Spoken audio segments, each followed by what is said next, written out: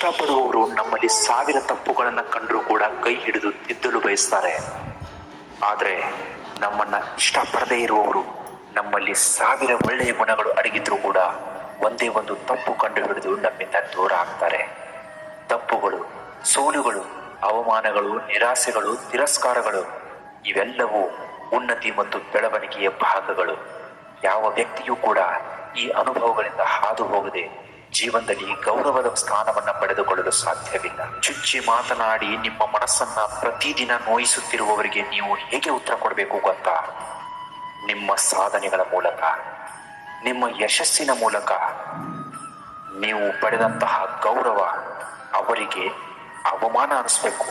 ಆ ಥರ ನೀವು ಅವರಿಗೆ ಒಳ್ಳೆಯ ಉತ್ತರ ಕೊಡಬೇಕು.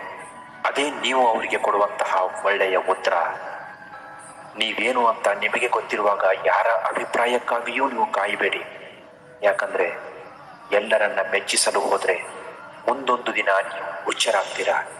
ಇಲ್ಲಿ ಮೆಚ್ಚಿ ಮಾತನಾಡುವವರಿಗಿಂತ ಚುಚ್ಚಿ ಮಾತನಾಡುವವರೇ ಹೆಚ್ಚು.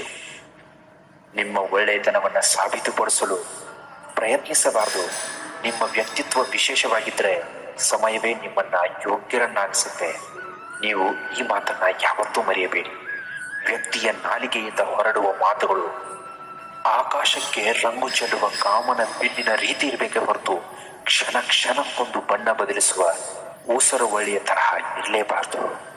ಜೀವನದಲ್ಲಿ ನಾವು ಒಬ್ಬ ಒಳ್ಳೆಯ ಮನುಷ್ಯನಾಗಿ ಬೆಳೆಯಬೇಕು ಅಂದರೆ, ಒಬ್ಬ ಒಳ್ಳೆಯ ಮನುಷ್ಯನಾಗಿ ನಡೆದುಕೊಳ್ಳಬೇಕಾಗಿರುವ 4 ವಿಷಯಗಳು ಅಂದರೆ, ಮೊದಲನೇದು, ನಮಗೆ ಸಹಾಯ ಮಾಡಿರ್ತಾರಲ್ಲ ಅಂಥವರನ್ನ ಯಾವತ್ತೂ ನಾವು ಮರಿಬಾರ್ದು.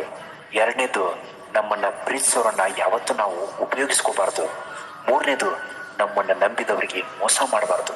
ನಾಲ್ಕನೇದು, ನಮ್ಮ ಅಗತ್ಯ ಇದೆ ಅಂತ ಗೊತ್ತಾದ ಮೇಲೆ ನಾವು ಯಾವತ್ತೂ ಓಡಿ ಹೋಗಬಾರ್ದು. ಕೊನೆಗೊಂದು ಮಾತು, ನಂಬಿದವರಿಗೆ ಪ್ರಾಣ ಕೊಡುವ ಅಗತ್ಯ ಇಲ್ಲ, ಪ್ರಾಣ ಇರುವವರೆಗೂ ನಂಬಿಕೆ ದ್ರೋಹ ಮಾಡೇ ಇದ್ರೆ ಸಾಕು. ಸುಳ್ಳು ಸದಾ ಹಲವು ಸುಳ್ಳುಗಳ ಜೊತೆಗಿರಲು ಬಯಸುತ್ತೆ.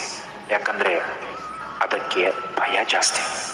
ನಿಜ ಸದಾ ಏಕಾಂಗಿಯಾಗಿ ಪ್ರಯಾಣಿಸುತ್ತೆ. ಯಾಕಂದ್ರೆ ಅದಕ್ಕೆ ಧೈರ್ಯ ಜಾಸ್ತಿ. ಇಂತಹ ಮತ್ತಷ್ಟು ಮೋಟಿವೇಶನಲ್ ವಿಡಿಯೋಗಳಿಗೋಸ್ಕರ ನಮ್ಮ ಚಾನಲ್ ನೀವು ದಯವಿಟ್ಟು ಸಬ್ಸ್ಕ್ರೈಬ್ ಮಾಡ್ಕೊಳ್ಳೋದನ್ನು ಮಾತ್ರ ಮರಿಬೇಡಿ. ನಮಸ್ಕಾರ, ಎಲ್ರಿಗೂ ಒಳ್ಳೆಯದಾಗಲಿ.